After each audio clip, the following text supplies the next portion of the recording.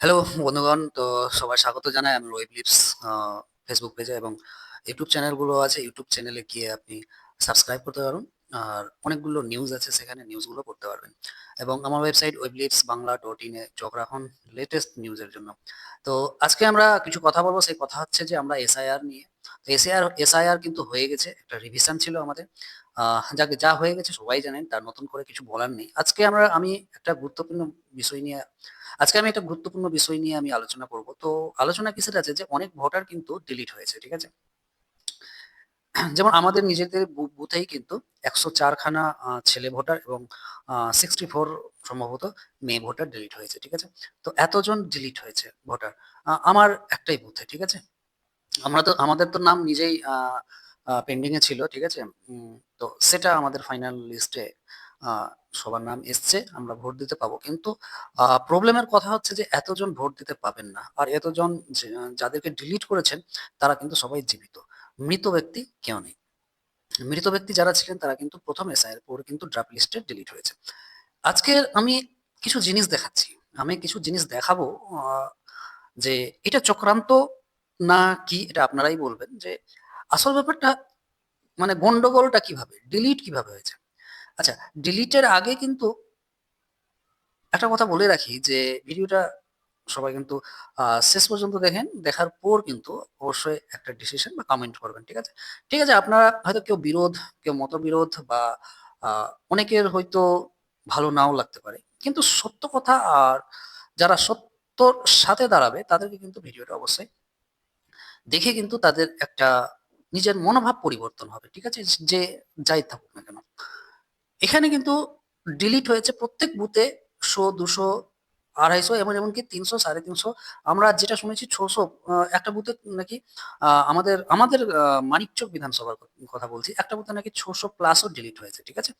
তো এই যে ব্যবস্থাপনা, এই যে তাড়াহুড়োর মধ্যে যে এসআইআর তৈরি, আর এই মাত্র ২ সপ্তাহ পরেই কিন্তু ভোট। এই যে সব মিলিয়ে একটা গ্যারাকল সৃষ্টি হয়েছে, সেই গ্যারাকলটা কিন্তু এখনই থামবে না। যাদের ডিলিট হয়েছে তারা কিন্তু কোনো টু শব্দ করতে পারবে না। টু শব্দ করলেই কিন্তু আরেস্ট হতে পারে। ঠিক আছে? কারণ আপনি সিস্টেমের বিরুদ্ধে গিয়ে আপনি একটা নিজের অধিকার চাইছেন। সিস্টেম করে দিয়েছে এটা, যে আপনাকে ডিলিট করে দিয়েছে, আপনি বাড়িতে বসে থাকুন। আপনাকে কিছু বললেই কিন্তু আ আপনাকে আরেস্ট হতে পারে। বিষয়টা কি আছে? এবার দেখতে থাকুন ভিডিওটা। আমি বিষয়টা তুলে ধরছি। এই যে ডিলিট হয়েছে, ডিলিটের পেছনে কি ব্যবস্থাপনা আছে? আচ্ছা, আমি আপনাদেরকে আমার ল্যাপটপ স্ক্রিনে নিয়ে যাচ্ছি। আমার ডেটাটা দেখুন, ঠিক আছে? এটা আমাদের বুথের ডাটা আছে। এবার এই ডাটা নিয়ে আমি কিছু কথা বলছি, ঠিক আছে? ফার্স্ট কথা হচ্ছে যে আপনি যাকে ডিলিট দিয়েছেন, তার পরিচয় দিয়ে ডিলিট দিয়েছেন, যে অমুক ব্যক্তি, বাবার নাম অমুক ব্যক্তি। আর সেই পিতা, যে পিতাটা আপনি ওখানে মেনশন করেছেন, যে সেই পিতা আবার কিন্তু ভোট দিচ্ছে। এটা কিন্তু ফার্স্ট লাইন অফ পয়েন্ট। ঠিক আছে? এটা ফার্স্ট পয়েন্ট কিন্তু আপনি যাকে ডিলিট করেছেন তার পরিচয় পিতা দিয়েছেন বা হাসব্যান্ড দিয়েছেন, স্বামী দিয়েছেন। আর সেই স্বামী বা সেই পিতা আবার কিন্তু ভোট দিবে। ভোটার লিস্টে তার নাম আছে। কথা তো হয়েছিল ২০০২ সালে যাদের পিতা বা রিলেটেড যাদের বা পরিচয়ের মধ্যে যিনি ২০০২ এর এসআইআর এ ভোটের নাম ছিল ভোটার লিস্টে, তারা কিন্তু তাদের কোনো চিন্তার বিষয় নেই। কথাটা তো এরকমই ছিল। আবার কি কথা হচ্ছে, যে ধীরে, ধীরে আমরা অনেকটাই নিয়ম পরিবর্তন দেখেছি। তো অতটা আমি ডিটেইলস এ যাচ্ছি না, ভিডিওটা লম্বা হয়ে যাবে। আমি জাস্ট একটা প্রুফ দেখাতে চাইছি, যে এখানে কিন্তু আ কিভাবে এটা সম্ভব। এটা সম্ভবটা কিভাবে, এটার উত্তরটা যদি কেউ দিয়ে দেন যারা এই কাজটা করেছেন। শুধু আমি বিরোধ করছি না কিন্তু, আমি জাস্ট উত্তরটা চাইছি। কারণ আপনারা হয়তো বিরোধ ভেবে আবার আমারও নামে এফআইআর করে দেবেন, আমাকেও তুলে নিয়ে যেতে পারে। ঠিক আছে? জাস্ট একটা কোয়েশ্চেন, এটা তো কোয়েশ্চেন করতেই পারি। একটা ভারতীয় নাগরিক হিসাবে আমার ভোটার লিস্টে নাম আছে, আমার আধার কার্ডে নাম আছে, প্যান কার্ড আছে। আ আমি একটা কোম্পানির ওনার আছি। তো আমি একটা নিশ্চয়ই ভারতীয়। আমি এই ভারতীয় হিসেবে আপনার থেকে একটা কোয়েশ্চেন অবশ্যই আ করতে চাই বা করব। আশা করি যে উত্তরটা আসবে না। এটা আমার বোকামি হচ্ছে, যে উত্তর তো কোনমতেই আসবে না।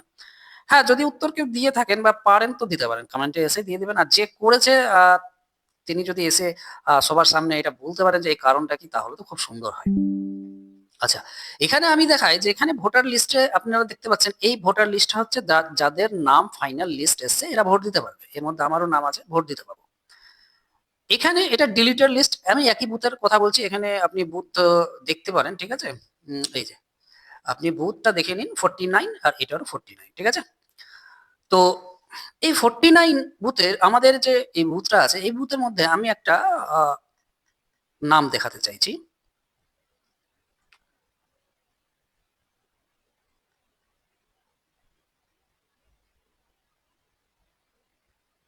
আচ্ছা, এই নামটা দেখলেন আর আমি একটা এর পাল্টা নামটা দেখাচ্ছি। এবার এখানে আসি যে এবার দেখুন যে এখানে কিন্তু দেখুন ইয়াদ আলী, ঠিক আছে? দেখতে পাচ্ছেন এটা কিন্তু ডিলিট আছে। ইয়াদ আলীর নামটা কিন্তু পুরোপুরি ভোটার লিস্ট থেকে ডিলিট হয়ে গেছে। ইনি আর ভোট দিতে পারবেন না, যতই নিয়ম বলুক যে আপনি তাড়াতাড়ি গিয়ে অনলাইনে ফর্ম 6 জমা করুন, আপনি অফলাইনে ফর্ম 6 জমা করুন তাড়াতাড়ি 15 দিনের মধ্যে। আমার তো মনে হয় না 2 সপ্তাহতে ফর্ম 6 জমা করে 2 সপ্তাহের মধ্যে ভোটার লিস্ট পরিবর্তন করে ইনাকে ভোট দিতে দিবে, এটা তো আমার মনে হয় না যে সম্ভব। হলে ভালো কথা, মনে হয় না সম্ভব। তো এরকম করে সবার যারা ডিলিট হয়েছে তারা কেউ ভোট দিতে পাবে কি পাবে না এটা একটু সন্দেহের মুখে আছে। তো এই যে এই না কিন্তু ডিলিট হয়ে গেছে, কি আছে ডিলিট? ইয়াদ আলী, পিতার নাম টুনু মিয়া।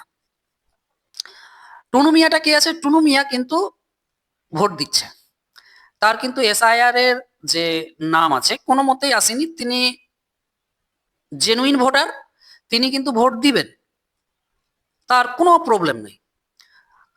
আপনি পরিচয়টা দিচ্ছেন কি পিতার নাম টুনু মিয়া, আর টুনু মিয়া কিন্তু ভোট দিচ্ছে। আপনি ডিলিট করছেন পরিচয় দেখিয়ে, আপনি কিন্তু ডিলিট করেছেন পরিচয় দেখিয়ে। ইয়াদ আলী, বাবার নাম টুনু মিয়া, টুনু মিয়াটাকে ভোট দিবে। 2002 সালে ভোট দিয়েছেন আর 2026 সালের বিধানসভার ভোট দিবেন, ঠিক আছে? তার ভোটার লিস্টে নাম আছে, যথারীতি নাম আছে। আর ডিলিটটা কে হচ্ছে? ইয়াদ আলী।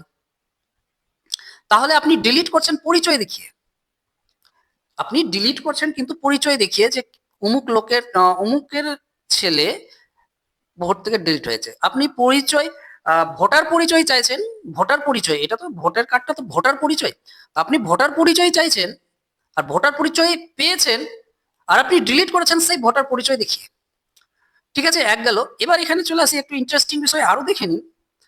সাদিকা আনসারি, সাদিকা আনসারি কি আছে? স্বামীর নাম ইয়াদ আলী। সাদিকা আনসারির নাম কিন্তু ফাইনাল লিস্টে উঠেছে এইবার, ঠিক আছে? জুডিশিয়াল যেটা হয়েছে, অ্যাডভোকেট আর জাজ মিলে যেটা ডিসিশন নিয়েছে, সেই ডিসিশনটার কি হচ্ছে যে সাদিকা আনসারি জেনুইন ভোটার, তার স্বামীর নাম কি আছে? ইয়াদ আলী। আবার তার স্বামী কিন্তু ডিলিট হয়ে বসে আছেন। সাদিকা আনসারির পরিচয়পত্রর কার দেখে হয়েছে? পরিচয়পত্র সাপোর্টিং ডকুমেন্ট কার দেখে হয়েছে? লিঙ্কেজ কার আছে? ইয়াদ আলীর। আর সেই লিঙ্কেজের মানুষ কিন্তু এখানে ডিলিট আছে। এটা কি করে সম্ভব? প্রশ্ন 1। এটাকে নিয়ে আরো কথা বলা যায়, যাকে ভিডিওটা বেশি হয়ে যাবে, যাকে এটা এটুকুই ছাড়লাম। এবার চলে আসি, এরকম কিন্তু বহুত আছে, আমি একটা উদাহরণ দিচ্ছি। এখানে বহুত কেউ আছে যে হাজবেন্ডের নাম এসছে, মানে যারা মহিলা ভোটার তার স্ত্রী বা তার ওয়াইফের নাম কিন্তু ডিলিট হয়েছে। এখানে অনেকগুলো আছে, তাও অনেকগুলোর মধ্যে যাচ্ছি না, আমি ইউনিক কিছু আপনাকে কেসগুলো দেখাচ্ছি, ইউনিক কিছু দেখাচ্ছি। তো চলে আসি উপরের দিকে আসি, এই যে একটা দেখুন, না এটা না, একটা আর আছে,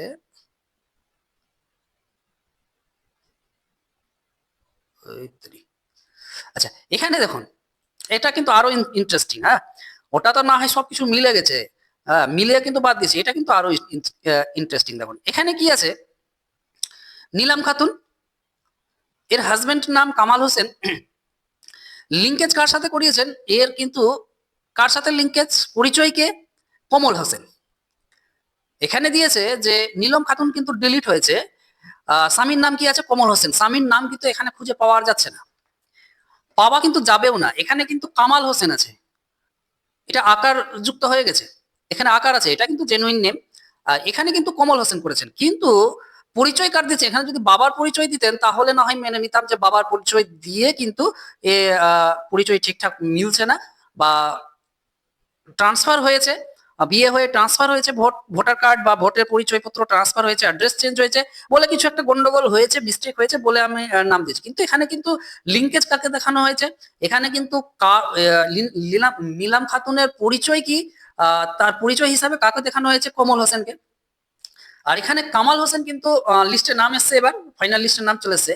এখানে কিন্তু নামটা আছে কামাল হোসেন আর এখানে করেছে কমল হোসেন। এটা কে করলো? এটা কে করেছে? ইনি যে নিলাম খাতুন আছে এর কোনো কি আলাদা ডকুমেন্ট দিয়েছিলেন? এর আধার কার্ড, এর ভোটার কার্ড, এর পেন কার্ড ইনি যে দিয়েছেন সাপোর্টিং ডকুমেন্টে, ইনি কি অন্য কোনো ডকুমেন্ট দিয়েছিলেন যেখানে কমল লেখা আছে? নাকি আপনি কোথাও থেকে খুঁজে পেয়েছেন যে এই জায়গাটা কমল আছে বলে আমি একে ডিলিট করছি? ইনার ভোটার কার্ড তো কামাল হোসেন লেখা আছে, তাহলে এখানে তো কামাল হোসেন থাকা উচিত ছিল। এখানে আপনার কামাল হোসেন থাকা উচিত ছিল, তাই না? ইরেজ করি। এখানে কিন্তু কামাল হোসেন থাকা উচিত ছিল, কমল হোসেনটা করলো কে? আপনি এখানে তার নামটা তুলে দিয়েছেন, এখানে তার নামটা তুলে দিয়েছেন কামাল হোসেন, তিনি এবার ভোট দিতে পাবেন। আবার ডিলিট করেছেন তার ওয়াইফকে কমল হোসেন করে। ভুলটা কে করেছে? এই ভুলের জন্য দায়ীটাকে নিশ্চয়ই উনি ডকুমেন্ট যেটা দিয়েছেন, ওনার পরিচয়পত্র, ভোটার কার্ড দিয়েছেন বা আধার কার্ড দিয়েছেন বা কিছু দিয়েছেন। তো এখানে তো আমি তার নামটা ঠিক দেখতে পাচ্ছি ভোটার কার্ডে, কিন্তু এখানে ভুল কেন হচ্ছে? এটা কে করলো? কোশ্চিন নাম্বার 2, এটা কে করলো? এরকম বহুত কেস আছে ডিলিটের ক্ষেত্রে, অনেকগুলো হাস্যকর ব্যাপারগুলো বেরিয়ে আসবে। তাহলে এই যে বিষয়গুলো আছে, এই যে নামগুলো ডিলিট হয়েছে, পুরোপুরি ডিলিট হয়েছে, আজকে ফর্ম 6 তারা জমা দিবে, ঠিক আছে? তো এখানে দেখুন প্রথমে কি লেখা আছে যে উক্ত বিয়োজিত তালিকায় বিয়োজন সংক্রান্ত কোনো ব্যক্তি অসন্তুষ্ট হলে তিনি 15 দিনের মধ্যে অনলাইন বা অফলাইন পদ্ধতিতে ভারতের নির্বাচন কমিশনের কর্তৃক এই আবার রিঅ্যাপ্লাই করতে পারবে। প্রথমে আমাদের এসেছিল কি, আমরা এসআইআর লিস্টে আমাদের হিয়ারিং এসেছিল, হিয়ারিং এ গেছি, আমাদের হয়তো বা আধার কার্ডে কিছু ইস্যু ছিল বা সাপোর্টিং ডকুমেন্টে কিছু ছিল, আমরা গেছি, যাবার পরও ভুল এসছে, জাজের কাছে বিচারাধীন হয়েছি, কেউ উঠেছে আবার ডিলিট হয়েছে। তাহলে ম্যানুয়ালি আপনি চেক করেছেন নিশ্চয়ই, নিশ্চয়ই এআই বা কম্পিউটার দ্বারা চেক হয়নি যে একটা স্পেলিং গন্ডগোলের জন্য আপনি ডিলিট করে দিবেন। এটা ম্যানুয়ালি চেক হয়েছে, ম্যানুয়ালি ডাটা ভেরিফিকেশন হয়েছে, তারপরে আপনি ডিলিট করেছেন। তাহলে এইরকম গন্ডগোল কিন্তু আপনারা ম্যানুয়ালি চেক করেও যদি এরকম গন্ডগোল আছে, এর কিন্তু দায়ীটা কে হবে?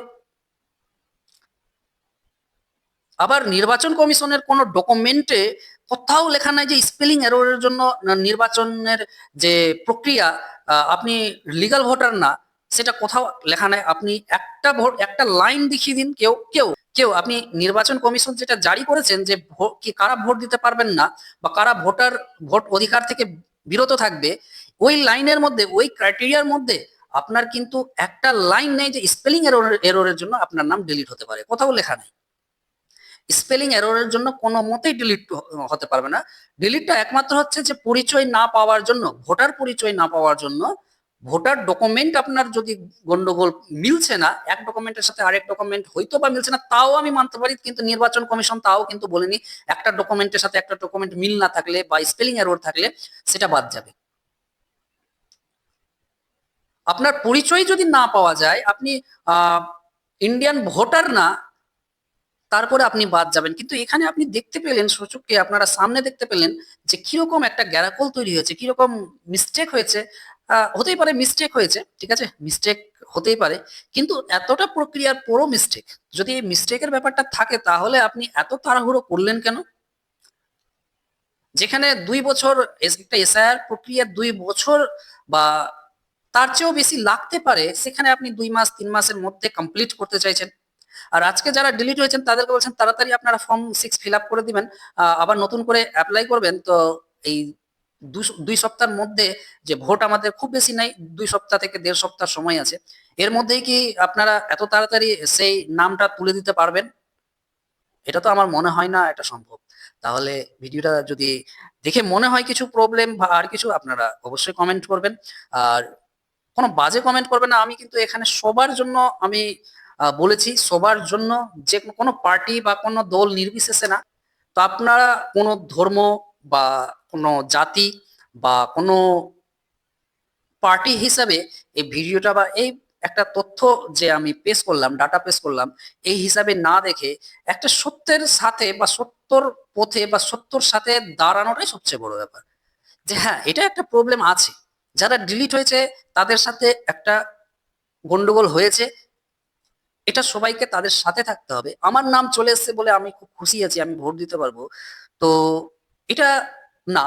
কিন্তু আমাদের সাথে সাথে ইনারা যে ভোট দিতে পারবেন না, ইনাদের যে ডকুমেন্ট একটা আহ, পরিচয়পত্র, একটা সাধারণত নির্বাচনী পরিচয়পত্র যেটা ডিলিট হয়ে গেছে, তাদের একটা হ্যারাসমেন্ট যে হচ্ছে, তারা যে একটা প্রবলেম মুখী হয়েছে, আমরা সবাই একসাথে তাদের হয়ে কাজ করি, তাদের জন্য কাজ করি। আসি সবাই যাদের নাম ডিলিট হয়েছে তাদের জন্য, তাদের কাছে গিয়ে তড়িঘড়ি করে তাদের ডকুমেন্ট কালেক্ট করে ফর্ম 6 অ্যাপ্লাই করে তাদেরকে খুব তাড়াতাড়ি যাতে এই ভোটার লিস্টে নামটা চলে আসে আমরা চেষ্টা করি। কারণ ভোট সবার অধিকার আছে, ভোট সবাই দিতে পারে, এটুকু সবার। সর্বপ্রথম তো নির্বাচন কমিশনের এটা জরুরি যে নির্বাচন কমিশন, আপনার সবচেয়ে বড় দায়িত্ব আছে যাতে এই ভারতীয় তারা যেন সবাই ভোটটা দিক, এটা আপনাকে প্রচন্ড হারে প্রচেষ্টা করে তাড়াতাড়ি এই বিষয়গুলো আনতে হবে। তো ভিডিওটা ভালো লাগলে সবাই অবশ্যই ফলো করো আমাকে এবং কমেন্ট করো যদি কোনো রকম কিছু বলার থাকে। আর ভিডিওটা ভালো লাগলে লাইক করো এবং অবশ্যই অবশ্যই শেয়ার করো।